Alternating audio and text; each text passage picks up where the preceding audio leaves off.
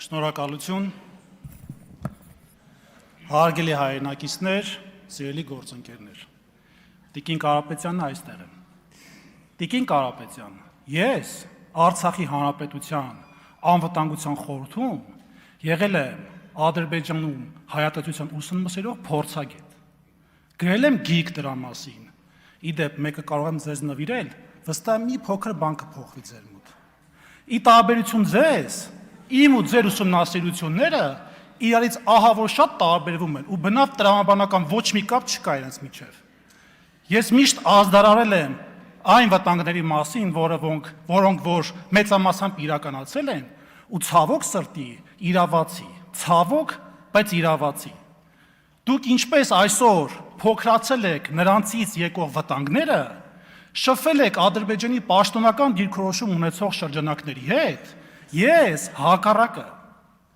Այցելություններ են եղել հայկական դելեգացիայի տրամաբանության ներքո, բայց ոչ թաքուն եւ միայնակ։ Ես ներկայացել եմ հաղթած երկրի շահերը ու դրա մասին պարզ ճակատով ասել եմ ադրբեջանցիներին։ Ինչպես այսօր դա ասում եմ ձեզ, Տիկին Կարապետյան։ Ադրբեջանի ուսումնասիրությունը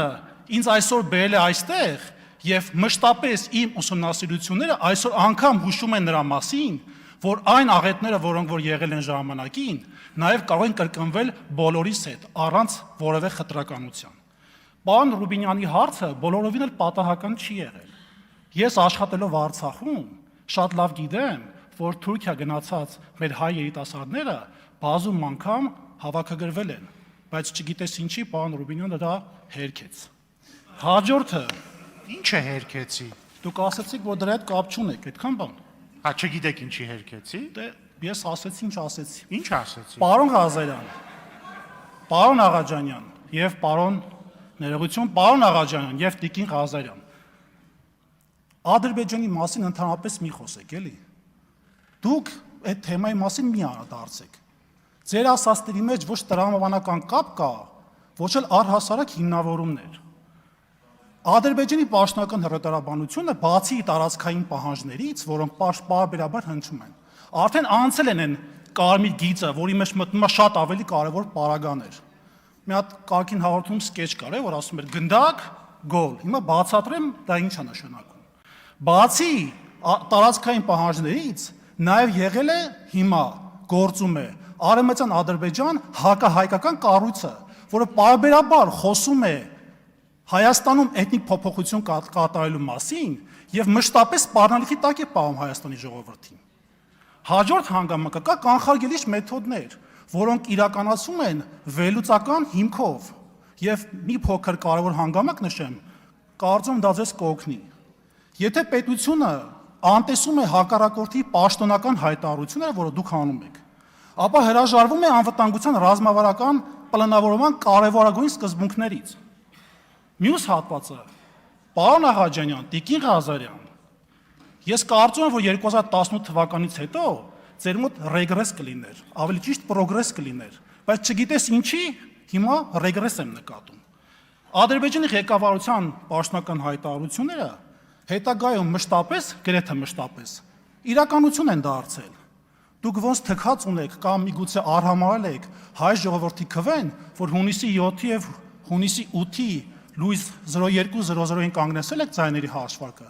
այնպես էլ թքած ունեք կամ արհամարած ունեք Ադրբեջանի պաշտոնական հայտարարություններին։ Ինչ վերաբերում է 300,000 ադրբեջանցիների փաստին, մեր խմբակցության կողմից ընտրություններից առաջ եւ հիմա, որ դրա մասին խոսում ենք, եղել է պարզ առաջարկ Սաֆարովյան օրենքի ընդունումը, որի մասին ապագայում կփորձենք քննարկել։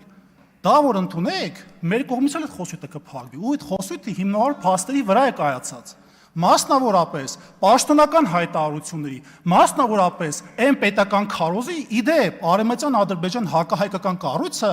ֆինանսավորում է Ադրբեջանի պաշտոնական կառավարման օղակներից, հանձինեց Իլհամ Ալիևից։ Դա վկայող եւ փաստարկված հիմքերով ապացուցված իրականություն է։ Ուզեք ընդունեք, չուզեք, դա իրականություն է, պարոն Աղաջանյան։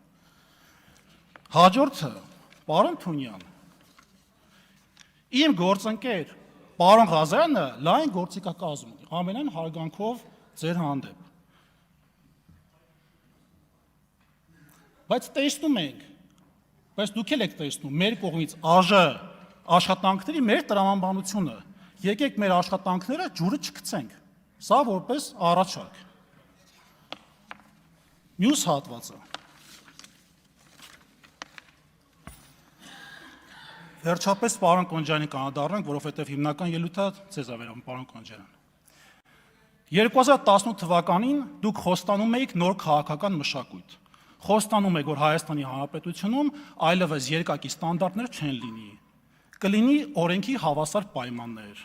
Անցել է 8 տարի, պարոն Տոնջերյան։ Ինչ է մնացել ձեր խոստումներից։ Այսօր դուք առաջադրվել եք որպես ազգային ժողովի փոխնախագահ,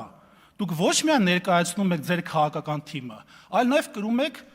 քաղաքական պատասխանատվությունը։ Վերջին օրերին հասարակությունը քննարկում է աղմկարարույց հարցեր, որոնցից մեկում իդեպ քրեական վարույթ է արդեն անցել, սկսվել, ինչպես տեղեկացա մամուլից։ Քաղաքական պատասխանատվությունը սկսվում է այնտեղ, որտեղ ավարտվում են արդարացումները։ Վերջապես ընդունեք այդ սխալները, պարոն Կոնջերյան։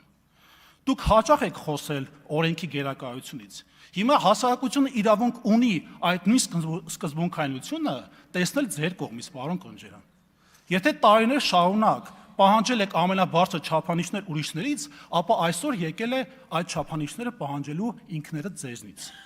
Պարոն Կոնջերյան, քաղաքական հեղինակությունը պաշտոնով չի ստեղծվում։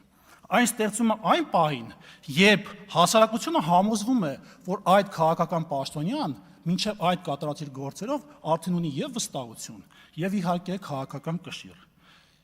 Եվ այստեղ գլխավոր հարցը. այսօր դուք ներկայացնում եք նոր քաղաքական մշակույթ, որի մասին խոսում եք 2018-ին, թե դարձել եք այդ նույն քաղաքական մշակույթի կրողները։ Ես դեմ եմ ոչ միայն մեկ անձի, այսինքն ձեր անձի մասին է խոսքը, պարոն Կոնջյան, որպես տեխնացու,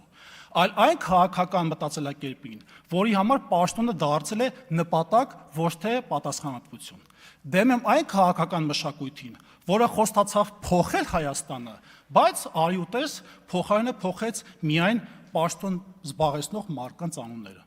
Ժողովուրդը վերջում ասում է իր խոսքը, դա անկասկած։ Եվ այդ խոսքը ավելի բարձր է հնչում, քան ԿՊ խմբակցության քվեարկությունը։ Շնորհակալություն։